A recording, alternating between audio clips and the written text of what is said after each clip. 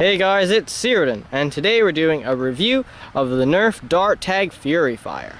The Furyfire was released in 2009 under the Dart Tag series that was in between the blue and red version, but not quite as new as the yellow version.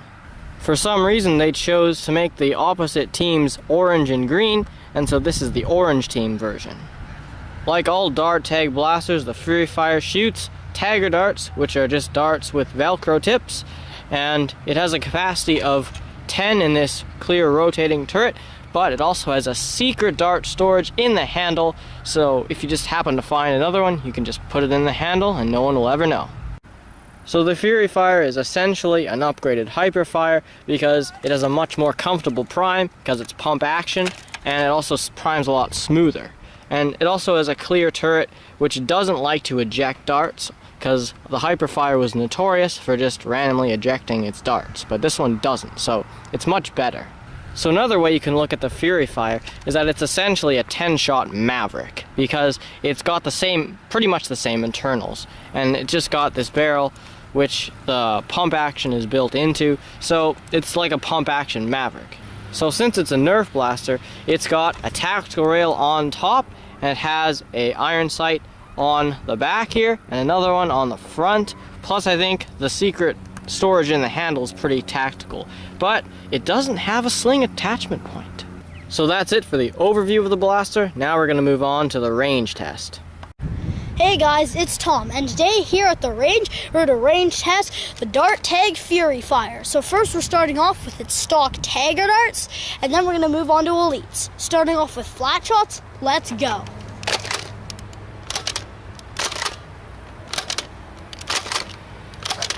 Okay, now angled shots.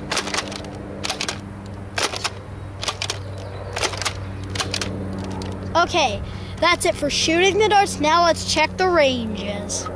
Since these tagger darts are fairly worn and pretty old, the ranges might not be quite as good as they could be with tagger darts. But anyway, we're gonna accept them for what they are.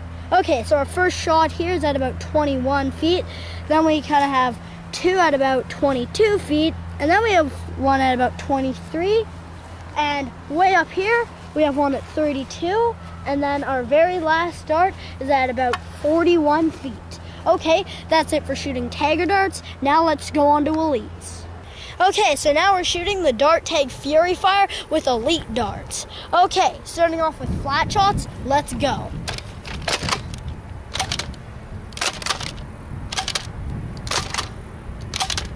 Okay, now angled shots.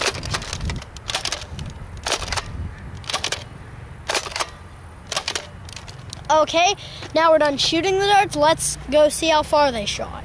Okay, so our first shot here is at about 29 feet. Then we have one here at about 34 feet, and then another one at 35 feet. And then up here, we have one at about 45 feet.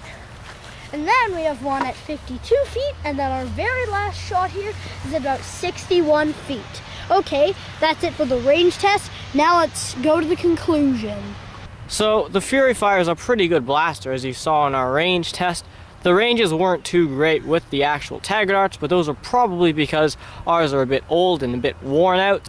There are actually three versions of the Furyfire for some reason. There's a orange version like the one we have here, a green version which is the opposite team, and then there's a weird red version to promote the G.I. Joe movie. I'm not really sure much about it, but it came with a weird sight if I remember correctly.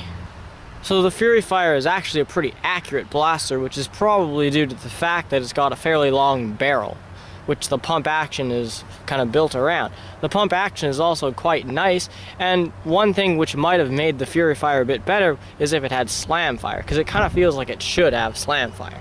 But other than that, its performance is pretty good for a reverse plunger blaster, which is, 60 feet is pretty surprising actually. So the Furyfire is pretty effective in close combat and during dart tag wars, although for long range it's probably not going to be as effective. It is quite accurate, so you might be able to hit a few people, but it's not going to be as effective as, say, an elite blaster. So should you pick one up? Maybe if you're using them for close combat or as a secondary weapon, but they're kind of too big for a secondary weapon, so maybe if you kind of minimize one. I'm not really sure how you would though, but if you just want a pretty accurate blaster that you can use reliably, then you should totally get a Furyfire. And if you want to get a few extra feet, you can probably do some easy mods on them to get them up to the elite standard. So yeah, that's the end of our review. Thank you guys so much for watching. Please like and subscribe.